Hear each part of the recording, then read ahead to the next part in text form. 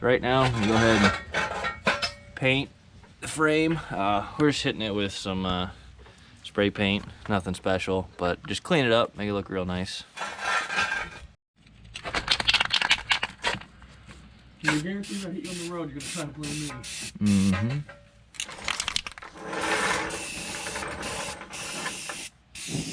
What the hell? Are you shitting me? You can no compression. No, okay, there we go. The cap was like clogged.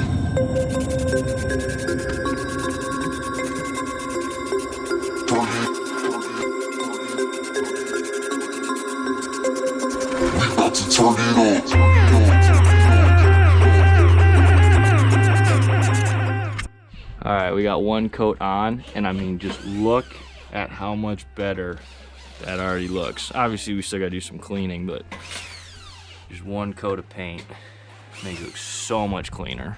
So right now, we're actually upgrading my rear shocks.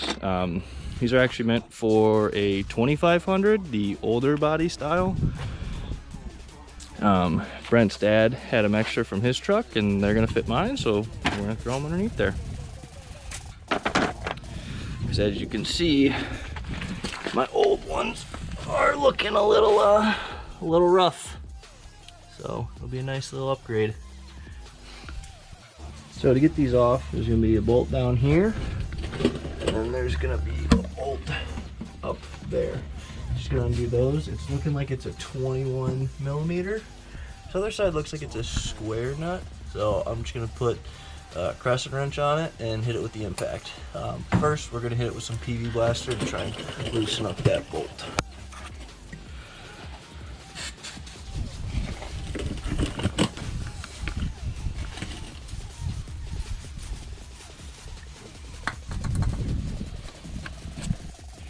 So as you can see, we got the old shock out on the driver's side, and there's a new one that's gonna go in.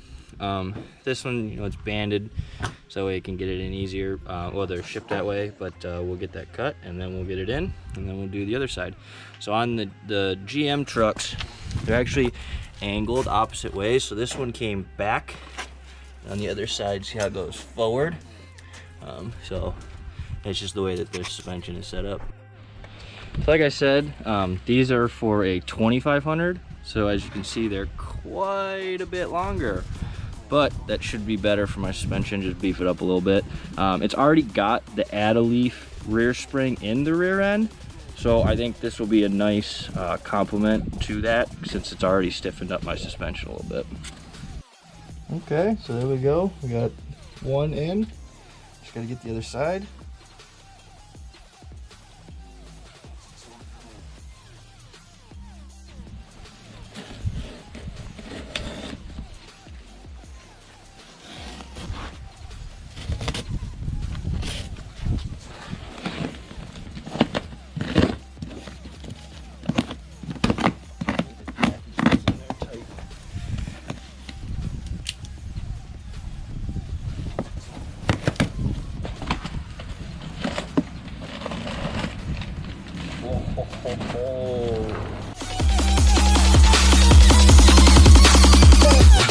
Look at those bad boys.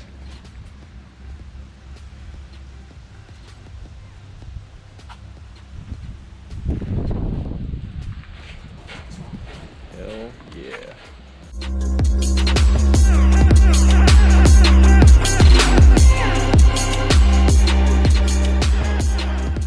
Alright, so we just got our upper control arm in. Thanks SDHQ Off-Road for getting these here in like 3 days.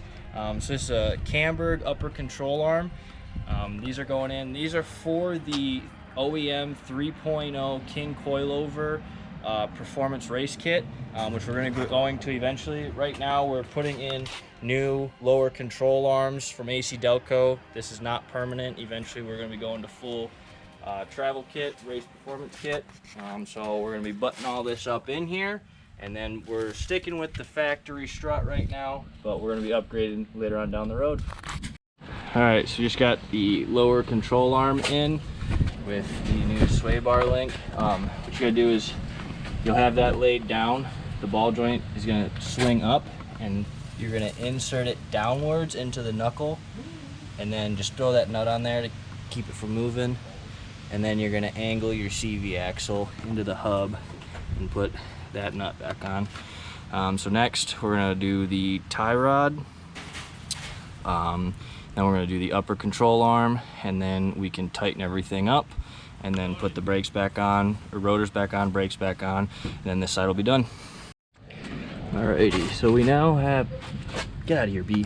So now have, nothing's tight yet, but we got it all in here.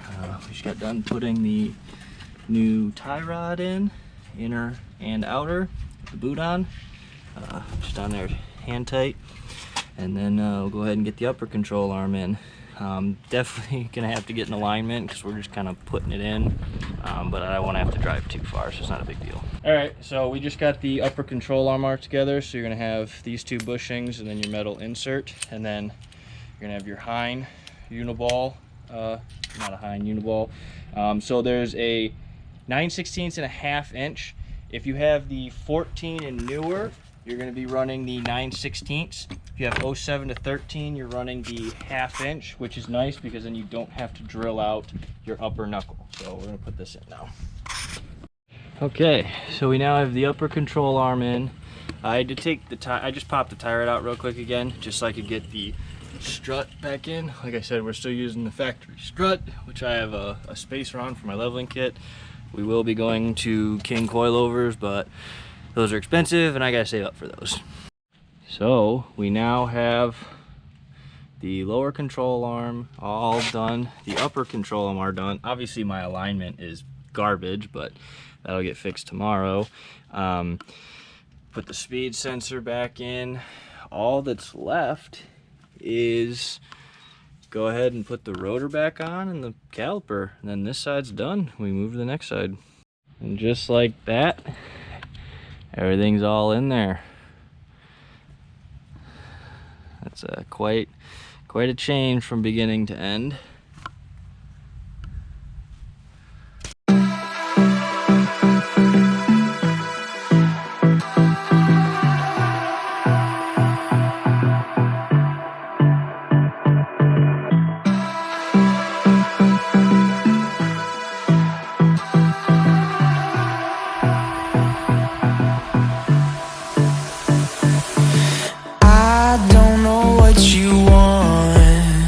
Let's have a bit of fun till I downfall.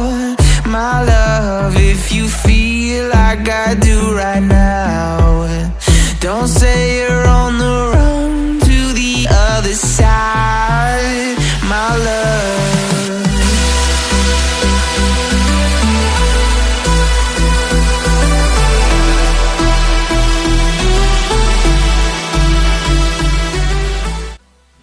Alright, I'm going to show you right here why it's super important to get in alignment after doing suspension work, because look at how messed up and how much camber I have on my tire. See how that's just completely slanting inward? It's not supposed to do that. So everything's officially back together. You can see my tires are obviously not in the right position. That's because the alignment's way off. It's gonna get fixed when I take it to the shop tomorrow, but all in all, new control arms, new upper and lower, new tie rods are all in. Time to drop her down.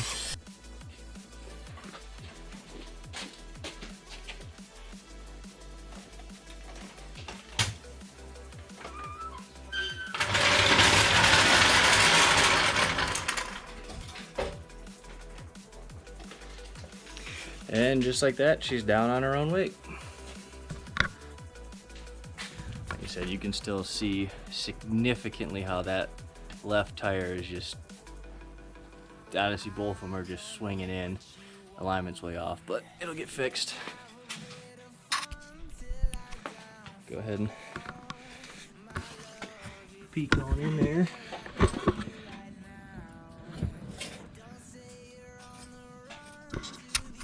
Got done getting the alignment done. So,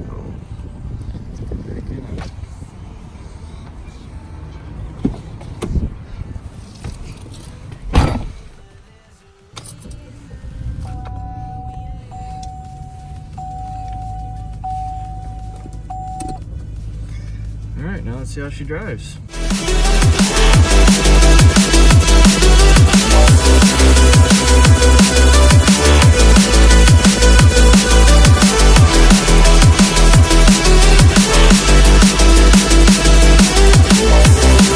You say you wanna try, but you never did. Alrighty, so I've been driving the truck for about a week. Well, I guess I can't really say driving it for about a week. Honestly, it sits in my parking lot at my apartment most of the week because I have my other vehicle to drive during the week for work. But honestly, just driving it home after we did everything and then driving it now, it feels so much better on the new suspension. Plus, I don't hear the loud screeching and creaking that the suspension was making before. Literally before, if I just made the slightest little right turn, just the littlest right turn, it already started just squealing and whining, and it was just awful. So honestly, I'm super stoked. Now I just cannot wait to get my shock upgrades. The King coilovers that we're going to be doing is going to be so beautiful, going to be awesome for off-road, going to be awesome for normal driving. There's a reason why we lose. You say